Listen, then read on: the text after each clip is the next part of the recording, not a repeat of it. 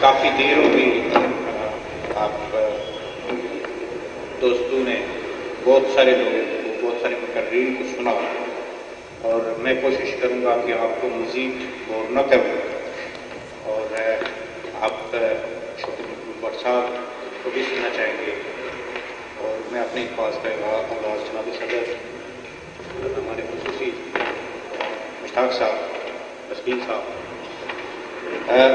بہت ساری باتیں سننے کو ملی اور ہمیں بھی اس سے بہت سارا کچھ سیکھنا نصیب ہوا۔ میں سمجھتا ہوں کہ علم ہی وہ واحد قوت ہے جو فیصلہ کرنے میں صحیح اور غلط کی رہنمائی کرتا ہے۔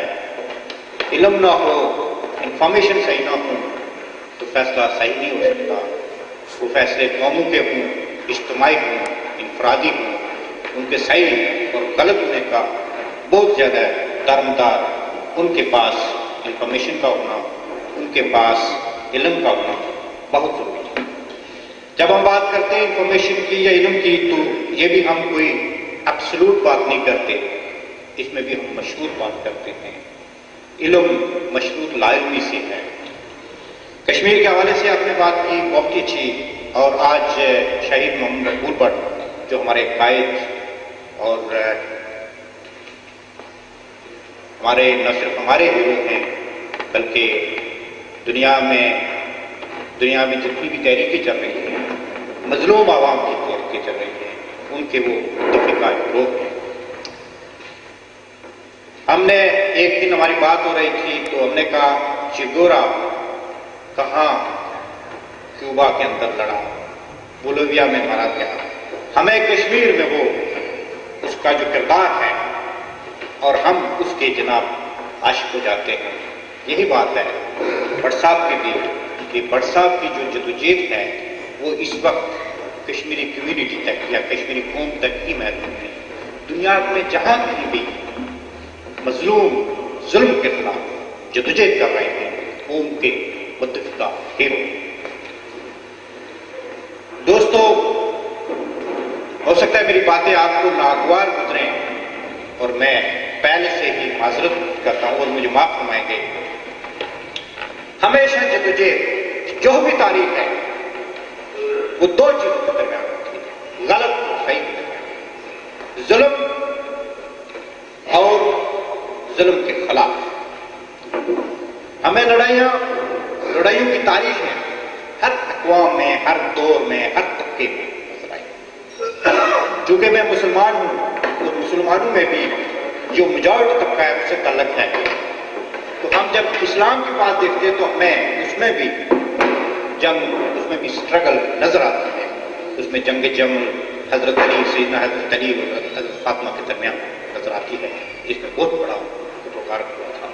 ہمیں جنگ صفین بھی نظر آتی ہے جو حضرت امیر معاویہ اور حضرت علی کے درمیان بھی تھی۔ ہمیں سیدنا امام حسین کی وہ اسٹرگل بھی ہمارے سامنے ہے جس میں بڑی بے دردی سے ان کو شہید کیا گیا، اور وہ بھی سیدنا امام حسین کہ کوئی مسلمانوں کے ہیرو نہیں ہیں بلکہ دنیا میں جو بھی مظلوم جہاں بھی جدوجہد کر رہے ہیں ان کے ہیرو ہیں۔ دوستو، کشمیر میں ہماری جو جدوجہد ہے، بہت سارے ہمارے دوستوں نے چونکہ جلسے جلوس NLF نے جو یہاں میرے خیال میں جلسہ کیا ہے، یہ بڑا ان کا کارنامہ، بہت سارے لوگوں نے اس پہ تنقید بھی کی ہے۔ میرے خیال میں جلسہ بنیادی بات ہے۔ جب تک آپ جلسہ نہیں کریں گے آپ اپنے خیالات کو دوسرے لوگوں تک نہیں پہنچا سکتے۔ جب تک آپ خیالات کو دوسرے تک نہیں پہنچائیں گے، دوسرے کے خیالات نہیں سنیں گے، تو ایسوسیشن آف تھاٹس نہیں ہو سکتی، اور جب تک ایسوسیشن آف تھاٹس نہیں ہو سکتی تو ایسوسیشن آف ایکشن نہیں ہو سکتا، اور جب تک ایسوسیشن آف ایکشن یونٹی نہیں ہوگی تو ایسوسیشن آف ایکشن بکھرا ہوا ہوگا، جیسے ہمارے خیالات بکھرے ہوئے ہیں کسی مسئلے کی سمجھ میں۔ لہٰذا جلسہ ہونا تحریر و تقریر بنیادی رول ادا کرتی ہے۔ میرے خیال میں یہ بڑی بات ہے اور بڑا جمہوری رویہ NLF نے یہاں کیا ہے، اور میں سمجھتا ہوں اس کو جاری رکھنا چاہیے کہ اس پلیٹ فارم سے مختلف خیالات کے لوگوں کو بولنے کا موقع دیا۔ اسی حوالے سے والٹیر نے کہا تھا کہ میں اس شخص کے نظریات سے اتفاق نہیں رکھتا لیکن اس کے اس حق کے لیے آخر وقت تک لڑوں گا، تو اس کو بولنے کا حق دیا۔ اور یہ بڑی بنیادی اور اچھی روایت ہے جس کو پڑھنا چاہیے۔ خیالات کو روکنے سے، سوچ کو روکنے سے، اس پر جبر اور پیرا بٹھانے سے خیالات نہ آج تک رکے ہیں نہ کبھی رکے۔ یہاں بہت ساری باتیں چونکہ کشمیر کے حوالے سے ہوئی ہیں، تحریک آزادی کشمیر سے ہوئی ہیں، تو اس پہ تھوڑی سی بات کریں گے۔ جموں کشمیر جو 85,000 مربع میل ہے، اس کی جو جدوجہد وہ ہمارے سامنے اس وقت دو ملکوں کے، میں قبضہ کہوں گا، بہت سارے لوگ قبضہ نہیں کہیں گے، ان کے کنٹرول میں ہے۔ انٹرنیشنلی بھی یہی بات ہوتی ہے، ہم جب بات کرتے ہیں انڈین آکوپائڈ کشمیر یا پاکستانی آکوپائڈ کشمیر، وہ کہتے ہیں Indian administered Kashmir, Pakistani administered Kashmir. Opinions کا اختلاف ہے، لیکن ہمارا نقطۂ نظر یہی ہے کہ ہمارے کشمیر ہیں۔ ہاں، ایک سوچ تھی کہ ہمارا کشمیر آزاد ہے اور ہندوستانی کشمیر غلام ہے۔ یہ سوچ، اور میں اس سے اتفاق کرتا ہوں، تھی 1947 کے حوالے سے۔ کیوں تھی؟ کہ لوگوں کے اندر جو سوچ پائی جاتی ہے وہ کسی خاص وقت میں خاص حالات کے نتیجے میں ہوتی ہے، اور وہ سوچ جو کسی خاص وقت میں خاص حالات کے نتیجے کے طور پہ ہوتی ہے، وہ حالات بدلنے کے بعد وہ سوچ تبدیل ہوتی ہے، اوپینین تبدیل ہوتا ہے، ماحول تبدیل ہوتا ہے۔ ہمارے جو خیالات میرپور کے اندر تھے یا پنچ کے اندر تھے، وہ خیالات برطانیہ میں آنے کے بعد برطانیہ کے بارے میں نہیں ہیں، تبدیل ہو گئے۔ کیونکہ جب آپ عملی طور پر یہاں کے معروضی حالات میں آئے تو آپ کے خیالات میں اثر پڑا، تبدیل۔ اسی لیے جو کشمیر اس وقت ہے وہ پاکستان کے قبضے میں بھی ہے، ہندوستان کے قبضے میں بھی ہے۔ یہی ہماری بدقسمتی ہے اور یہی ہماری کنفیوژن ہے۔ اگر ہمارا سوال صرف ہندوستان کے خلاف ہوتا، ہم ایک کشمیر ہوتے، تو آج تک یہ مسئلہ حل ہو چکا ہوتا۔ جب ہم کہتے ہیں مسئلہ تو یہ سوال عوام کی آزادی کا سوال ہے۔ جب ہم کہتے ہیں مسئلہ یا رائٹ آف سیلف ڈٹرمنیشن، تو حق کے خود اختیاری میں ہی مخصوص وقت میں تاریخ کے مخصوص سٹیج پہ مر چکا ہے۔ یہ کوئی 18ویں صدی میں، 16ویں صدی میں یا 17ویں صدی میں یہ بات نہیں تھی حق کے خود اختیاری کی۔ ہیومن رائٹس کی جب بات کرتے ہیں، یہ بھی تاریخ کی ترقی کے نتیجے میں ایک سٹیج پہ مر چکا ہے۔ لہذا جو آزادی کا سوال ہے وہ ہمارا کمپلیکیٹڈ اس لیے ہو گیا کہ ایک طرف ہندوستان، دوسری طرف پاکستان۔ ہم جو پاکستان کے زیر قبضہ لوگ تھے، ہمیں یہ کہا گیا کہ ہم آزاد ہیں، اور وہ جو کشمیر ہے وہ غلام ہے، جس میں میں بھی ایک ہوں۔ میں وہاں پلا بڑا ہوں، اور میں جب چھوٹا تھا، ہمارے بہت بڑا پہاڑ ہے، ہمارے یہاں بہت پہاڑ ہے، آپ لوگ میرپور والے ہمیں پہاڑی کہتے ہیں، کیونکہ میں پنچی میں بھی سردار کی بات بھی سردار بھی ہوں۔ تو اس پہاڑ کے پار یہ نظریہ تھا کہ ادھر کافر ہے۔ دو نظریات میرے بچپن میں ہی مجھ پہ اثر انداز ہوئے، ایک کافر جو آئے گا ہمیں کھا جائے گا، اور دوسرا شیعہ، چونکہ میں سنی تھا، وہ کھا گیا۔ بچے ہوتے تھے، چونکہ ہمارے معاشرے میں یہ چیزیں ہوتی ہیں۔ تو جناب، ہم اس نظریے میں پلے پڑے کہ یہ کشمیر آزاد ہے، لیکن ہم نے دیکھا کہ 1955 میں آزاد کشمیر بالخصوص پنچ کے اندر اور پاکستان کی فوج کے درمیان ایک شدید جنگ ہوئی ہے۔ کیوں ہوئی؟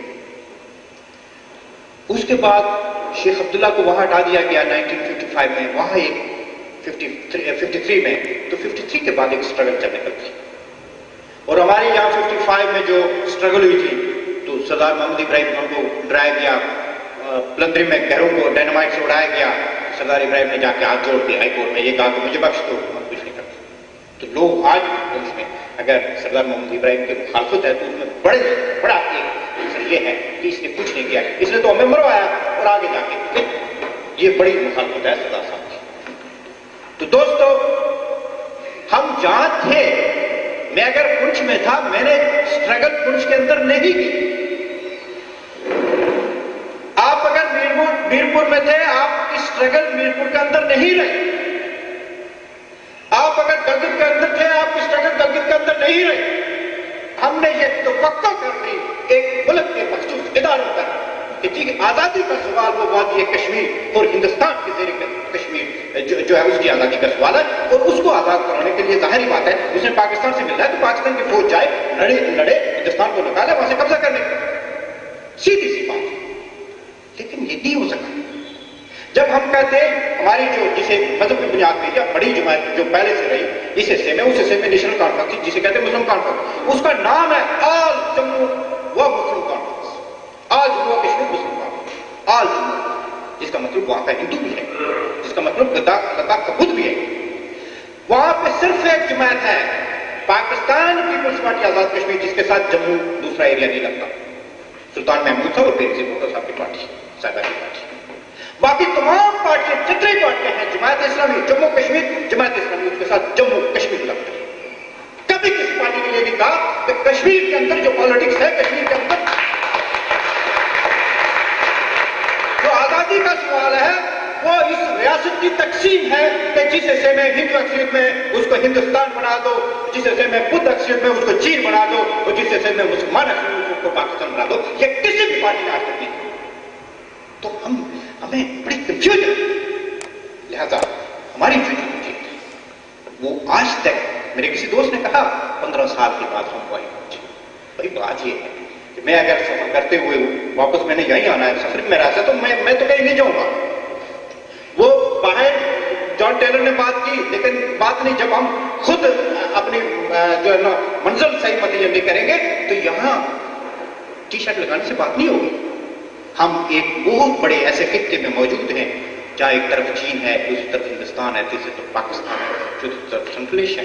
اور جب ہم انٹرنیشنل گلوبل پالیٹکس کی بات کرتے ہیں، یونائٹڈ نیشن کی بات کرتے ہیں، تو آپ یہ دیکھتے ہیں یونائٹڈ نیشن کب وجود پذیر ہوا؟ وہ تو سیکنڈ ورلڈ وار کے بعد ہوا۔ ظاہری بات ہے سیکنڈ ورلڈ وار میں کچھ مفتوح تھے، کچھ فاتحین تھے، کچھ نے فتح کیا اور جیتے جنگ، جن میں امریکہ تھا، برطانیہ تھا، فرانس تھا، سوویت یونین تھا۔